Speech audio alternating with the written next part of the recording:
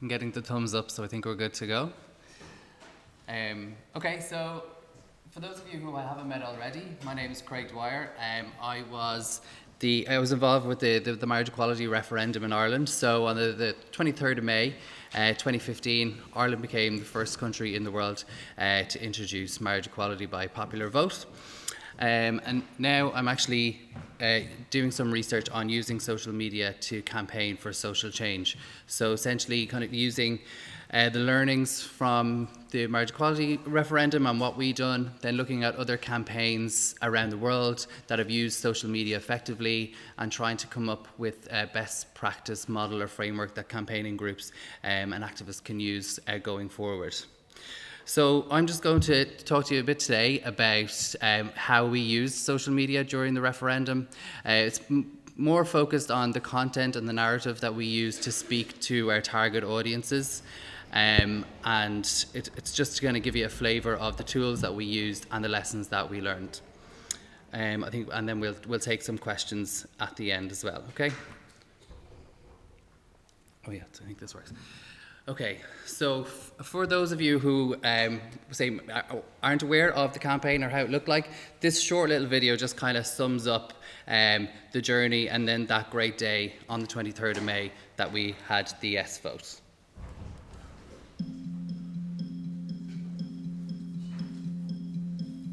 We'll know in a matter of hours if Ireland's made history and become the first country in the world to vote for marriage equality. Counting of what will be a record number of votes gets underway at 9 o'clock this morning.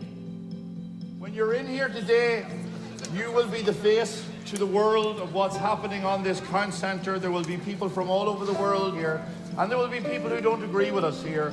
We have to remember the respect and dignity that we brought to this campaign, and we will make sure on the last day of this campaign that respect and dignity will be as real in this room as we made it in every single corner of our capital city.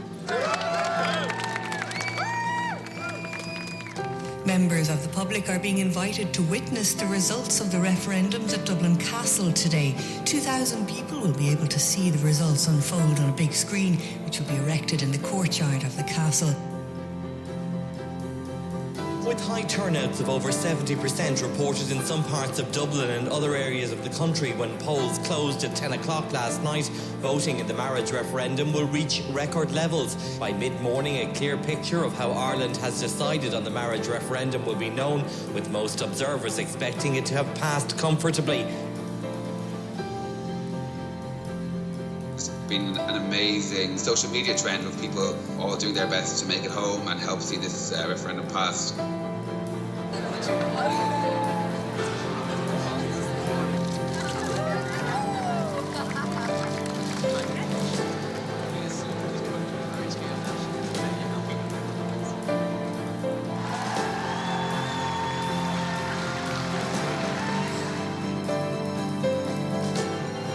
Yes. Yes. Yes.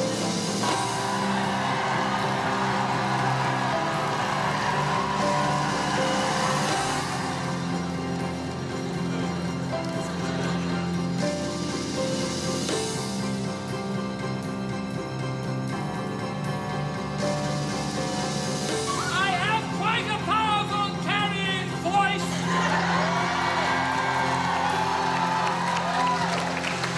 But the message from this small independent republic to the entire world is one of dignity and freedom and tolerance, liberté, fraternité, égalité.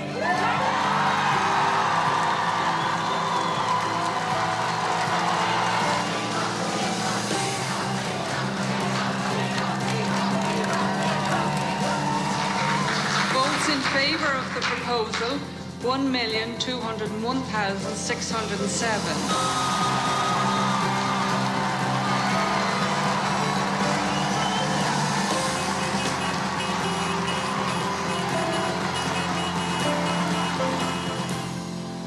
Why did you fight so strongly for this, and what does it mean?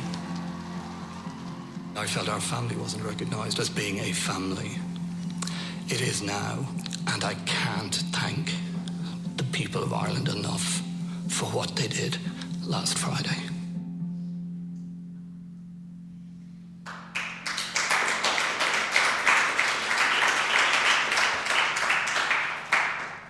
So almost 2 years later, and I've seen that many times, and it still gives me shivers.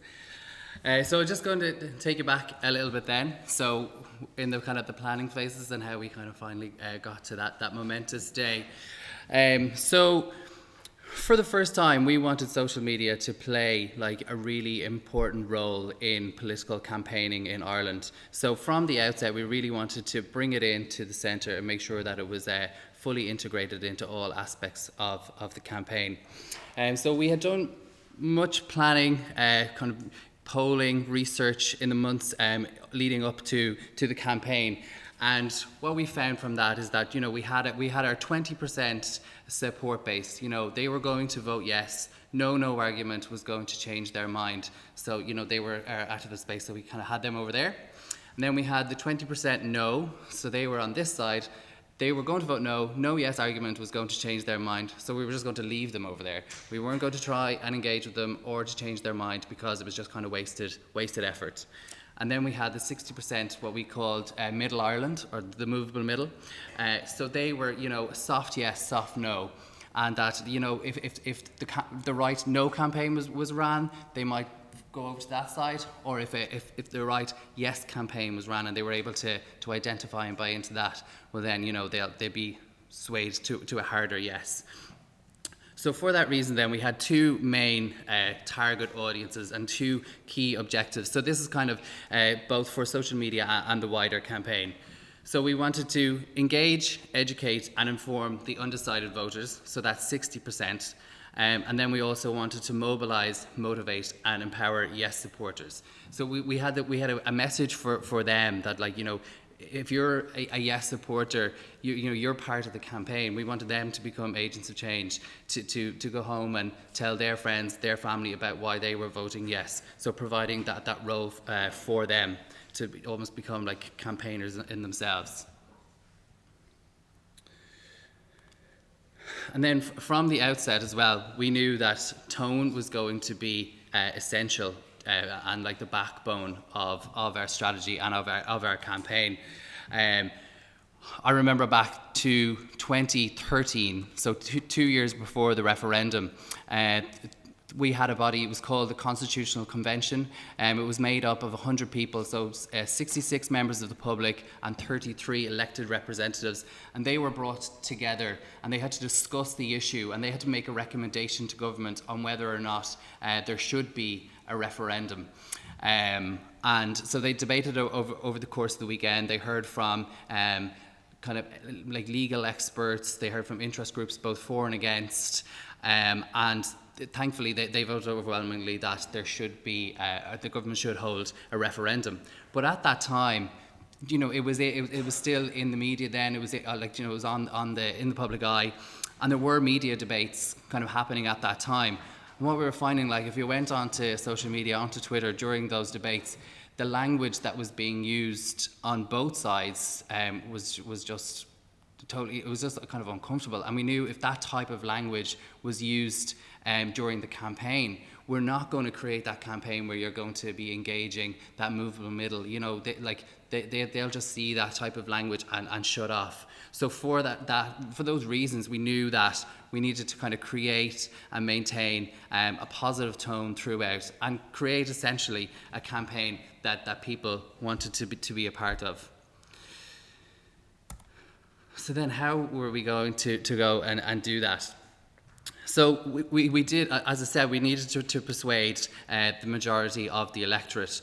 We had, one of the organisations that I worked for leading up to the referendum, we were always working with the politicians. So much of our advocacy work was geared towards trying to convince 166 members of parliament, and suddenly we're faced with trying to convince an electorate of 3 million people.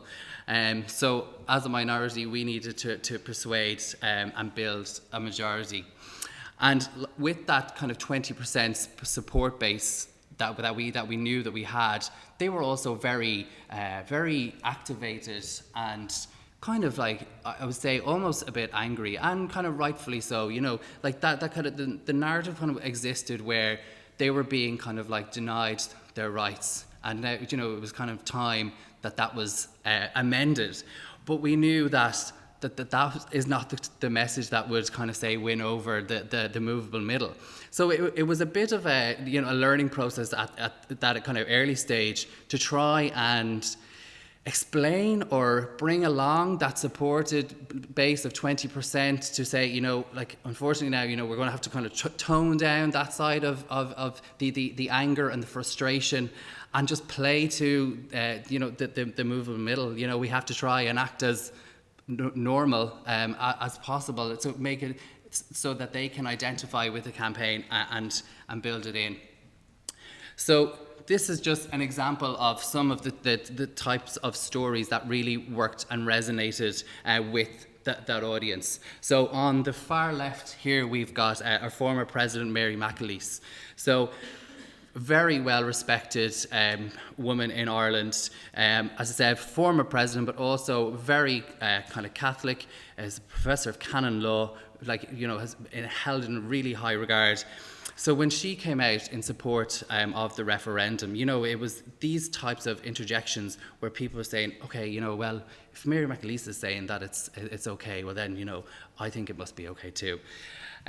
Similarly, we had Ursula Halligan there in the middle. So Ursula is a political journalist with a national broadcaster in Ireland, and she had hidden the fact that she was a lesbian for most of her adult life. She actually only came out publicly a week before the referendum.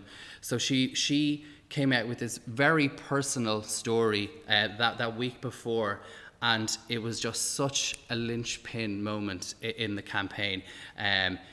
People all across the country of all ages were just so taken by her story and how she had struggled for so long. But she spoke very eloquently and articulately about that kind of her journey and her struggles, but also how proud she was of the campaign that had been run and how positive and affirming it was. And, you know, that this kind of national conversation had happened, and she now felt comfortable to talk about it publicly for the first time. So people went mad. Ursula Halligan has kind of become one of the heroes of coming out of the campaign. And then on the far right, for those of you who don't know, this is Daniel O'Donnell. Like, loved and adored by middle-aged women in Ireland. I can't even stress that enough. So, like, an icon. So again, like, you know, when Daniel O'Donnell came out in support, it was just such a, like, you know, what these kind of stories were doing was kind of speaking to those bases. So the message is really important, but I think I mentioned it a couple of times yesterday as well. It's the messengers. So when it's coming from somebody like Daniel O'Donnell, who people who have looked up to for years, if he says it, well then it's okay.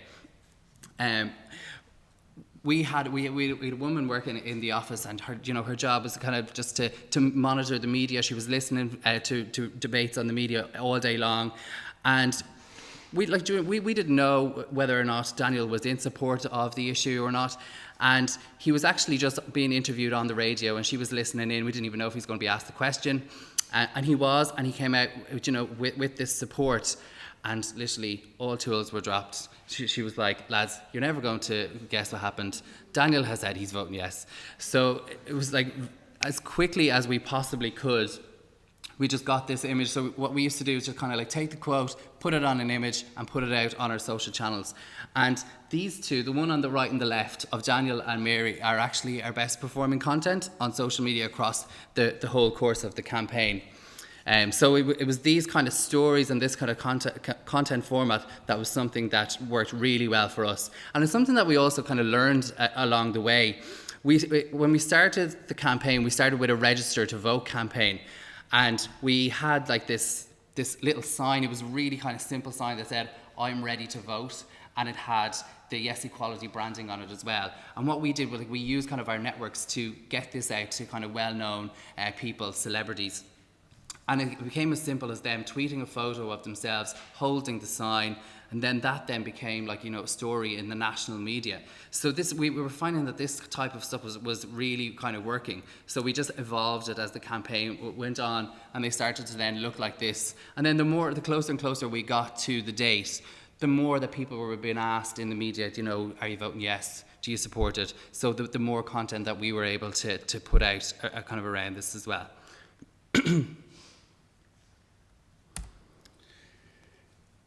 So yeah, you know, we wanted to build a campaign that people want to be a part of. We knew that this was going to be essential to any type of success. And we wanted as many different people from as many different walks of life speaking to their peers about why they were voting yes. So I have another quick video here, which again became, Dean has probably seen this a few times as well. This became kind of one of the kind of the key moments of the campaign as well, and these two, Bridget and Paddy, became viral stars out of it. Hello, I'm Bridget. And I'm Paddy. We are voting for equal marriage. Just pause it for the volume. I can't see if that's actually working, but I think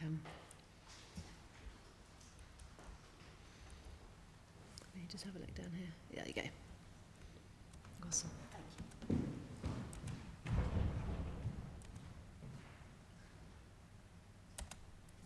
Hello, I'm Bridget. And I'm Paddy. We are voting for equal marriage. We hope you will vote with us. We're from Dundalk. We're Roman Catholics and we will be 50 years married this year. We wish other couples, gay or straight, could legally avail of civil marriage and have the opportunity to experience the love, protections and companionship that we have experienced. 20 years ago, I probably would have voted no. But now that I know gay people and see the love and joy they can bring to life, and I will be voting yes. We worked hard for civil rights in Northern Ireland in the 60s. Now it is time to support civil rights in the South. We're grandparents and would wish that all our grandchildren are protected and treated as equals in the playground and in the eyes of the law. I'd ask you to take time to consider and reflect on something. It could happen sometime in the future that your son or daughter, grandchild or great-grandchild will tell you they are gay. And when they ask you how you voted in this referendum, or whether you bothered to vote at all, what will you tell them? Will you tell them you tried to make a difference? We have the opportunity to change things for the better. I know the ever-loving God that we believe in will say we did the right thing, and the Christian thing, and voting yes for marriage equality. We ask you to vote with us. I thought that little nudge at the end. But it was these types of personal stories that just became the real heroes of the campaign. You know, what we were trying to always portray was that we were a values-driven campaign. You know, that we firmly believed that Irish people are fair and decent, and that, you know, we value the same things that you do, and that includes marriage and being family, and for those reasons we just wanted to be a part of that too. So having people like Bridget and Paddy sharing that message for us as well was just key to our success. So then just some of the other tools then that we used on our social channels throughout the campaign. As I mentioned, we started with the Register to Vote campaign. So because we knew, you know, a large part of our cohort of our target audiences were in the younger demographics, so under 25, especially kind of like 18 to 24-year-olds, and a lot of those wouldn't have been registered to vote, wouldn't have had the chance to vote before. So in order for them to be able to vote in the referendum, we first needed to get them to register to vote. Registering to vote in Ireland is not the easiest process. It's actually kind of archaic. But we created these types of infographics and tried to portray it as it's as easy as 1, 2, 3. And this type of content, you know, that it was informative, kind of sent a message. This actually was kind of shared far and wide, and it was always kind of accompanied then with that call to action, driving people to the relevant web pages where they could get their forms, which they then had to download, fill in, and post back, which is a bit unfortunate. But we got it. We had a 3-week register to vote campaign in November 2014, and then a supplementary register about 2 months out from referendum day, and in total 66,000 people were added to the register, which was the largest kind of voter registration drive in the history of the Irish state. So then just some other types of content that we used as well. We had a real issue with complacency, especially like amongst those younger demographics. They were very much of the opinion, just grant that fly through. And we just had the feeling that was going to be one of our biggest challenges, is you trying to convince them that, like, you know, this is actually not a shoo-in. You know, we need you all, every single one of you, to get out and vote. So for those reasons, we tried to create that sense of urgency, you know, that like this is not a done deal, you know, every single person needs to go out and cast their vote on the day. So again, it was this type of content that we were seeing was being shared far and wide on social channels. And then again, just in that kind of similar vein, so on the day of the referendum itself, we had created these campaign alerts based on turnout. So we had 3 different alerts, a green, an amber, and a gold. So, you know, if we heard that turnout was good, we had a green alert, and if it was bad, we had the red alert. Excuse me. So we actually heard then on the morning that turnout was quite good, you know, that the people were turning out in their numbers, and we knew that would kind of like work in our favour. But we still put out the red alert anyway, and just kind of said, like, you know, you still need to get out there and, you know, ring everyone, you know, turnout is bad, get out and vote. And like, again, it just got spread like a wildfire. But it was really, really, really just funny to watch. I think at that stage as well, we had a good feeling that it was going to be a yes vote, but it was kind of funny just to witness the people's urgency, and they were like, oh God, you know, they were starting to freak out at that stage. But it was good. So then we kind of ran a series of kind of mini campaigns throughout the overarching campaign. So as I said, we started with the register to vote, and then we moved into this kind of pledge to vote stage. So we said to people, like, you know, okay, so now you're registered to vote. Well, make sure that you're going to go and vote on the 22nd of May.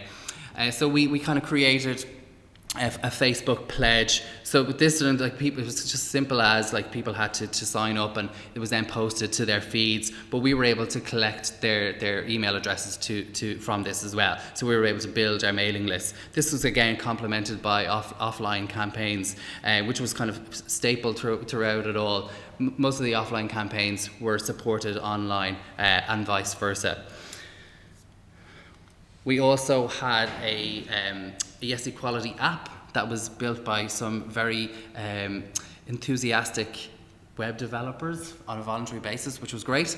But Snapchat was only starting to get really popular at the time. So we weren't actually really big on Snapchat, but what we did was, within the app, people were able to take similar type of images and have the Yes Equality like filters and logos on that. Then it also had information on where they had to go and vote and register and all that kind of stuff built into that app as well. And then again, just because old people are and their messages are lovely, here's another video of just so this. I'll just give you a bit of context on this, and I think I spoke about it in one of the open spaces yesterday. Our opposition, they were a very vocal opposition, although we thought, and they were kind of in the minority, they were given the same amount of airtime and campaign space as us, so that was something that we were always kind of up against. And their whole kind of campaign was built up around the traditional family and how this, you know, marriage equality was going to threaten the traditional family. But what we tried to do was to reclaim that and say, well, no, you know, we're the Family Values campaign. So then we ran our own Marriage and Family Matters campaign, and this is just one of the stars of that.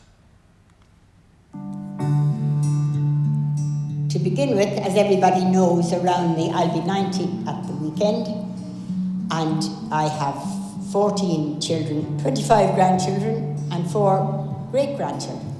I'm a practicing Catholic. I wouldn't miss Mass for anything. God made us all, and He made us all equal. Everybody should have the opportunity to get married, and gay and lesbian people should have been free to get married years ago. Now it's a great opportunity for everybody to get out and vote yes. I think it is very important.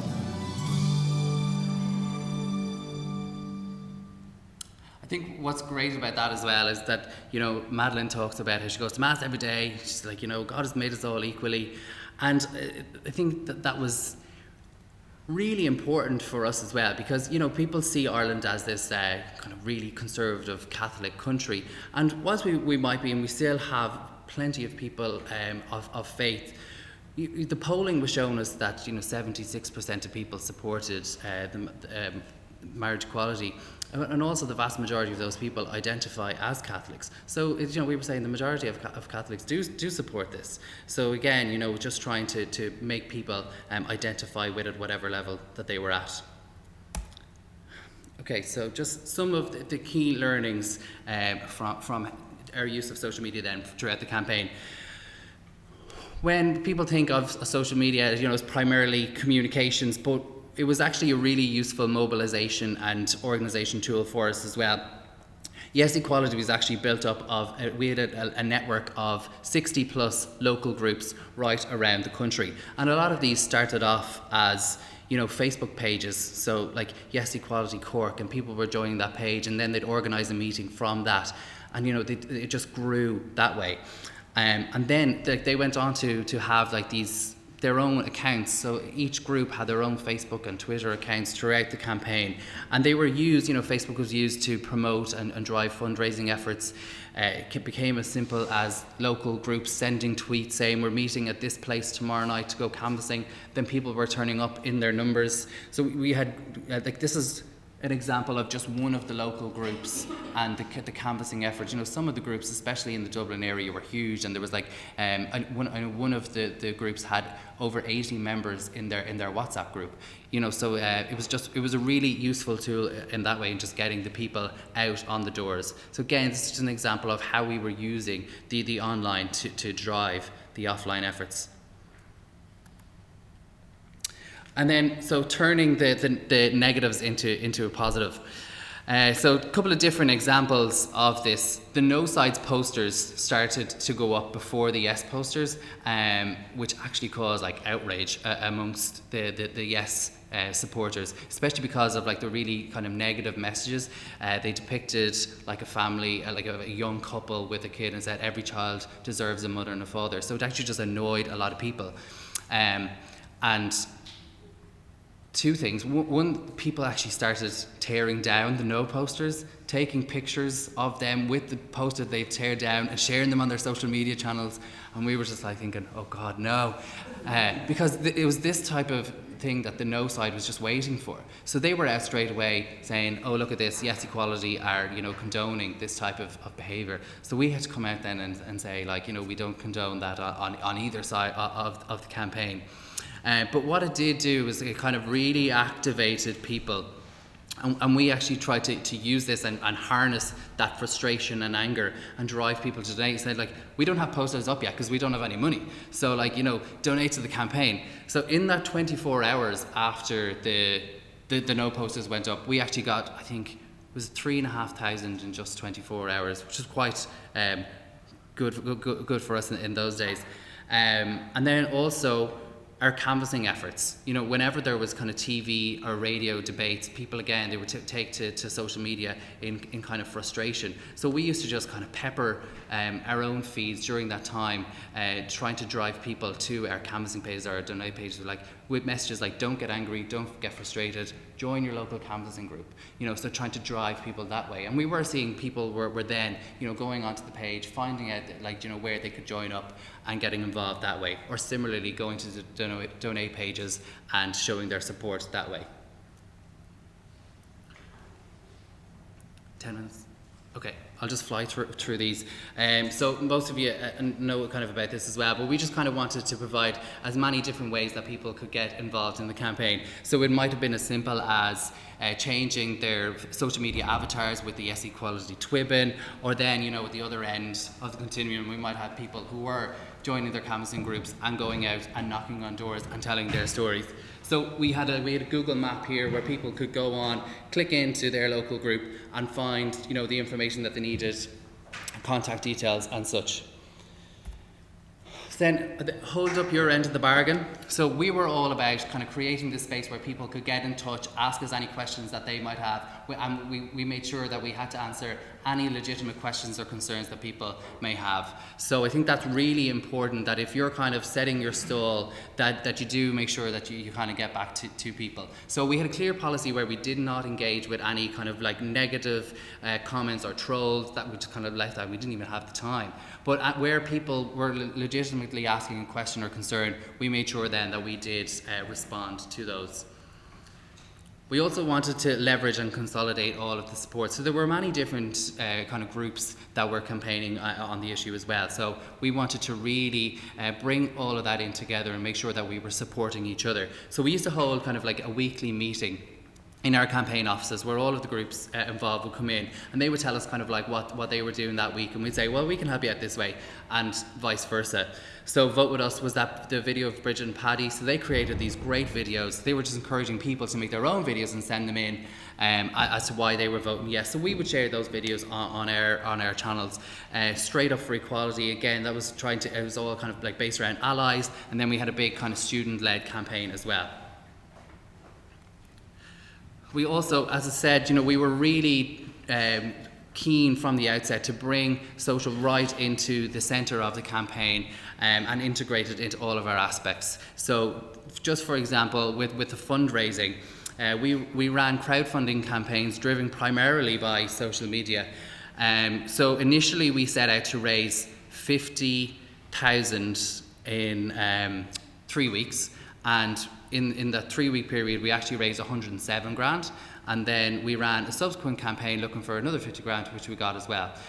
So we were, you know, ecstatic by that. But I think what we were trying to do is show people, like, you know, if you donate €20, you'll fill this poster, or you know, you'll fund us to put 1 million of these leaflets into homes right around the country. So I think that's why we could see people were getting something tangible for the donations that they were given.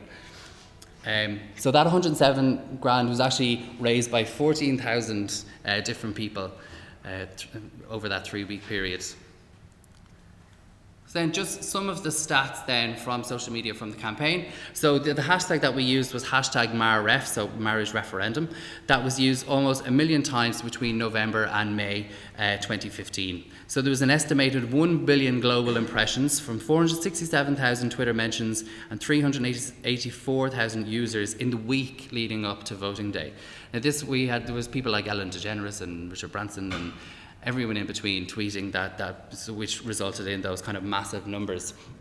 And then one thing that was really, I think, important as well, we would always be kind of faced with, oh yeah, but sure, like social media, you're just talking to your base, your echo chamber. But like we started the page from scratch in November. We'd built it up to like 67,000 likes by the end of the campaign. But we had like a weekly reach, organic reach of 3 million, you know, so we were reaching numbers far beyond our base, in my opinion anyway. Then just the Home to Vote campaign. So I think this really encapsulated the whole campaign that we've tried to run. You know, in that last couple of days, when people from all over the world were coming back to Ireland to vote, and they were sharing these images of their journeys and their stories, and it was just such a positive, feel-good campaign, and it just really reflected the type of campaign that we ran. And looking back now, I think, like, you know, for many people, this is a real highlight of the campaign. And then I'll just finish up with this. So this was the image that we posted on the day. So as soon as that returning officer in Dublin Castle announced that it had been a 62% vote, we went out with this image, which then just had an organic reach of 1 million. So that's just a quick story of our campaign. Thank you very much.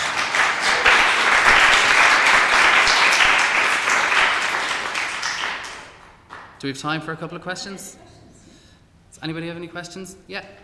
When you started and you identified like 60% kind of persuadable people, did you do any targeting on social media to make sure you were particularly reaching any groups, and how did you manage to balance between like organic and Yeah. So at the outset, so we started off in November 2014 with our Register to Vote campaign, and at that time we did start from scratch. So we had some paid promotion at that time to try and build our kind of like our base in the early days. As the campaign went on, we honestly we had so much kind of like momentum behind us that we didn't actually put a huge amount of spend behind our content because we didn't need to. It was just being shared organically. The only other thing I remember we put like an effort behind like paid advertising was about 3 weeks out. We shifted all of our efforts trying to convince people to vote yes to actually getting them out to vote. So we had set up like a separate website called Get Me to the Vote on Time, where people would come and put in their number and they'd get voting reminders, because the research shows that if you make a plan to vote that you're more likely to vote. So we put like kind of efforts behind that to try and get people to sign up to make their plans to vote. But they're the only two campaigns that we put paid advertising behind. Other than that, it was 99% organic. Yeah. Sorry.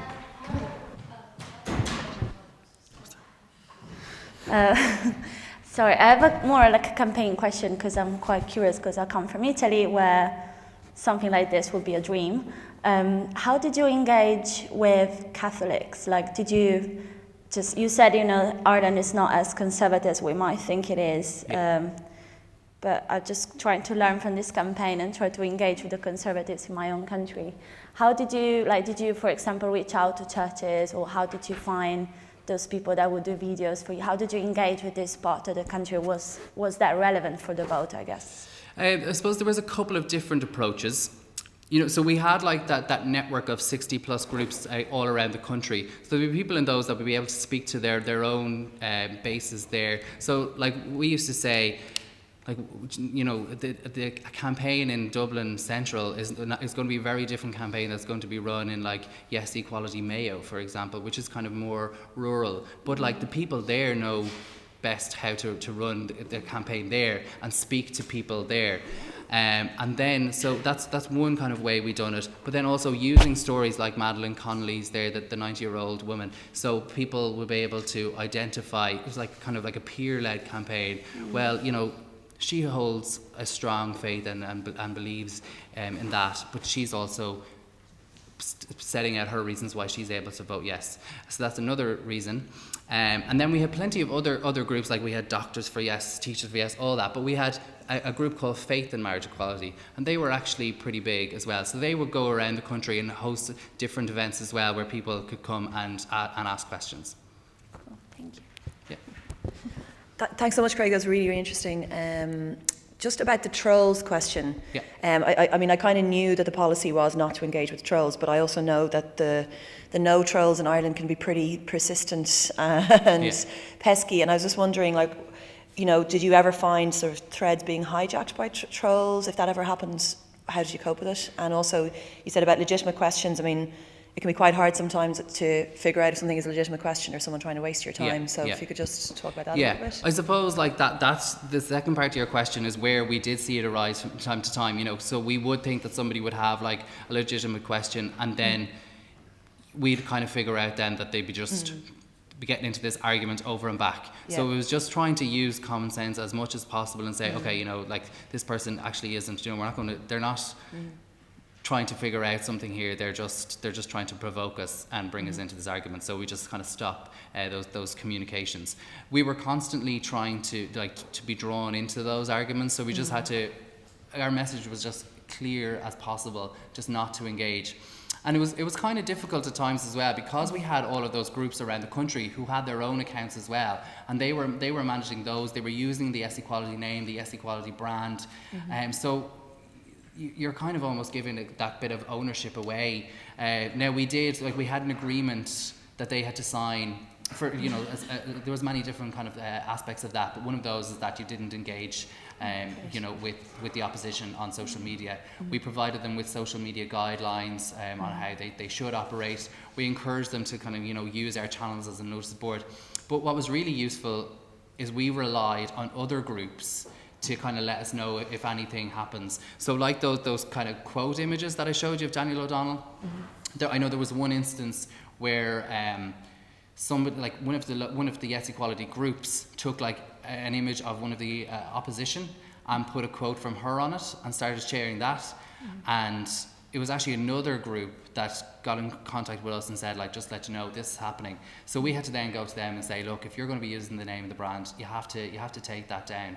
And thankfully they did. And similarly, the social media avatar, somebody again put that on one of our opposition people, and it started to go all over social media, and we're just kind of thinking, is it the Breed O'Brien one? Yeah. That's awesome. But so we were just kind of reaching out to kind of any influential people that we knew in the community who would speak to their different audiences, and just to try and get them to take it down. And that was that balancing act at the start of trying to say to that really activated support base that, like, unfortunately we're going to have to just play this game now for the next few months. Yeah, that's great. It's really interesting. Sorry, we're going to have to stop there. If you can take your questions over, maybe just walk with Craig over to the archive room.